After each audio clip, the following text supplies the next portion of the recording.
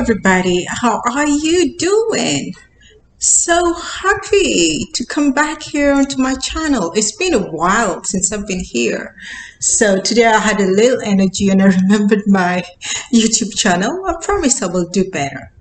For those of us who are here for the very first time, my name is Maureen Purdue and this is my YouTube channel. This is the place where we talk about all things that are womanly and humanly. And today we will be talking about the dangers of living in the past. So yes, we're going there, the past. We've all been there. We've done that. It's a place where we are comfortable. It's a place where we are familiar. It's a place where it's easy for us to want to stay. But I'm going to be telling you why we should move on and not stay in the past.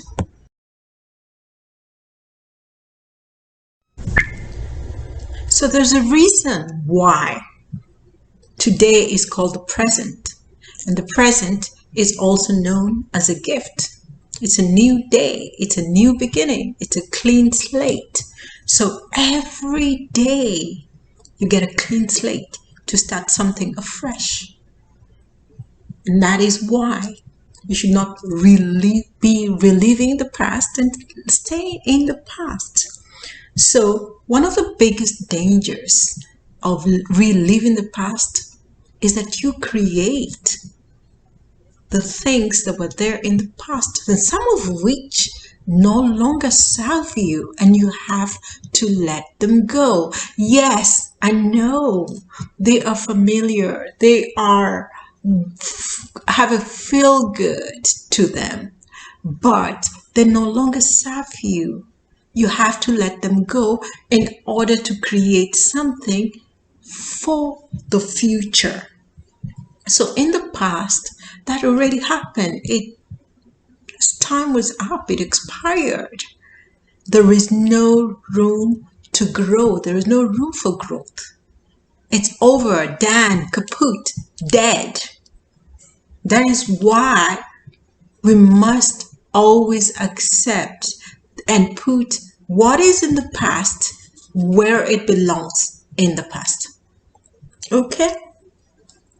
The past causes us to be stagnated, to be stuck, because we keep recreating things or patterns that were programmed into us that now cause us to sabotage our future. There is a program that we have created there, no longer serves us, and we must unlearn it. We must relearn a new program for the future. So I would say get with the program, because if you don't get with the new program, then you are likely to create the same results. And we all know one of the meanings of insanity is really creating something the very same way and expecting a different result. So if we're really serious about obtaining a new result, and sometimes we need to get therapy, if we have to get therapy, because those things that no longer serve us will keep us grounded, will keep us paralyzed, will keep us stagnated, so we cannot move into the future confidently and boldly. What are some of the things that remind you of the past? I would say music, thoughts, smells, scents, a perfume, a cologne that definitely takes you back to remembering, what someone wore. What words that were spoken, memory, pictures, photos that you have taken in the past that keep you grounded. Maybe those people have moved on without us. Places where we went, when we revisit those places, we revisit those memories and we revisit those ideas that we had for the future that never perhaps materialized at that point in time.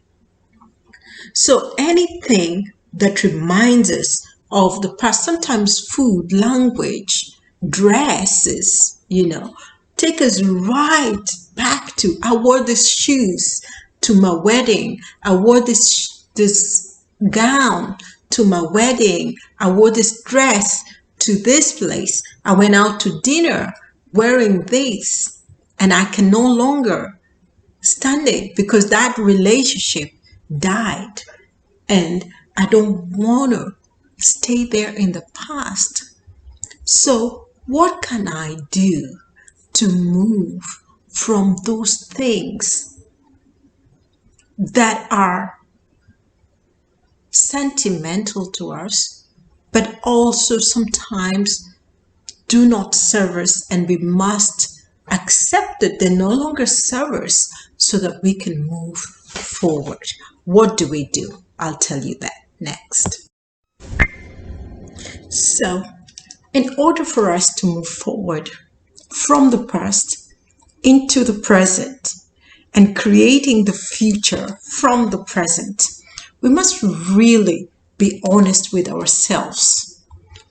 If it is a relationship, let's use that as an example, but this could be used for anything else in your life that you're trying to take stock of and make better, improve, or create a new thing into the future.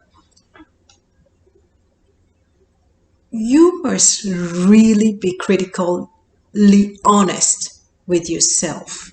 Take stock of what actually happened, evaluate it, analyze it, and see what was your role in there. Where were you wrong? What went wrong? What did you do? What could you do better from there? Once you have a really brutal truth for yourself, then you're able to go on to the next step. Don't be anxious. Be anxious for nothing. You can always start anew. Most people are afraid of starting afresh, and the fear of starting afresh keeps us grounded, keeps us stuck, so that we cannot move forward. But if you are not afraid, be bold, take on the future without that person in the relationship, because the relationship is no longer working, then you have to move forward having known what your faults were, what your error is. So it takes two to tango, and oftentimes there are things that you could have done better, you could have improved to make the relationship work. But now you're here, and you have to change your ways, change your mindset about what you did in the past and what you can do in the future, so that you could create, you have a new slate. You cannot do the same things over and over again because they keep giving you the same result. You cannot keep creating from a place that doesn't give you the result that you want. So with the result that you want, you have to be intentional in looking at the end from where you are now. What do you want to achieve? How are you going to create your paradigm shift so that when you look back, you'll be able to say, well, I did A, B, C, D, and this is what I set out to do. And I have actually been able to measure this, my success.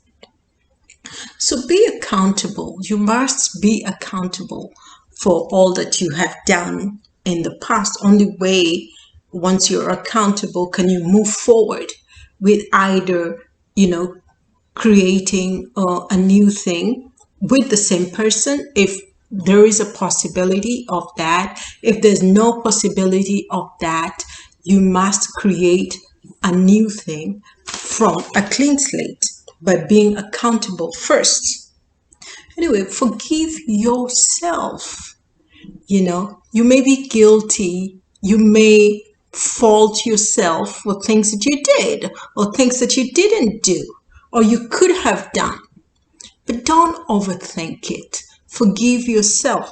Only way you can truly heal is by forgiving yourself and forgiving others as well. Forgiving the people who you feel wronged you, or having a conversation with them, or if not, but just forgiving them, having a slate where you are at ease with yourself, at ease with others as well. Be at peace. So being at ease is a really interesting concept, because when you're at ease, you keep disease away. And being at ease, meaning that you have forgiven everybody and you have created peace with yourself so that you do not get disease. Okay? Be grateful. You're still here. That's what counts. You're still here. So be grateful. The numerous other things despite your failures that you can be grateful for. So be grateful, because being grateful is a very interesting way, because grateful is things that you have already received. But if you are being grateful for things that you don't yet have, then you're living by faith and receiving those things that you believe will happen in the future. I don't know if that makes sense to you, but it does to me. So then embrace your new self. Be authentic. Live your life. Better yourself. Improve yourself. Level up. Increase your energy. Do what you have to do. Get your groove back. If you have to lose weight, lose weight. If you have to get a new career, get a new career. Whatever makes you happy, do that, be that. And live from your full cup. Be overjoyed. Know that without a doubt, things are going to get better, and that you are enough. You are enough to live it. You are enough to do it. You have the power to create a new slate. That is the gift. That is the present that you have already been given. Now, very quickly as we wind up, we have looked at what keeps us in the past, and we have looked at how to take stock. We've already taken stock. We are living our best life. So how do we create the future that we want? So just to finish off, you're living in the present, okay? You've left the past. You're living in the present and creating the promise of the future. That is a very powerful, exciting place to be, because it energizes you with the promise of your ideal life, the best life that you could possibly live. In that realm, it's a realm of possibility. Whatever it is that you want to create is available for you. Your mind is settled. You are authentic, and you are more than able to do it. So, how do you do it? Think and imagine an ideal situation that you would like for the future. Create your vision. Once you've created your vision, be grateful for it, and then take steps, take action to work towards your vision. Think about all the things that you would do differently in your new vision, in your new reality. And every day work towards that. It's just that very simple. I'm just going to take us into how do we get into the future. So we've already analyzed, we've taken stock of everything that we're doing. We're living our best life. We're bringing our authentic, better version of ourselves into this present to create something beautiful, to create a new vision for a new slate, for a new friendship, for a new beginning, for a new place, for a new time for the future. So make your vision plain, write it down, set your goals, be grateful, be grateful, and bring your authentic self, your unique personality that you have made the changes to create a new space for the future. And what you're creating, we are no longer creating for the past. We are creating now in the present, because that's a gift to us, for the promise of the future. So thank you so much for taking time to hang out with me. And if you haven't subscribed yet, please subscribe to my channel, and I look forward to seeing you again. Bye.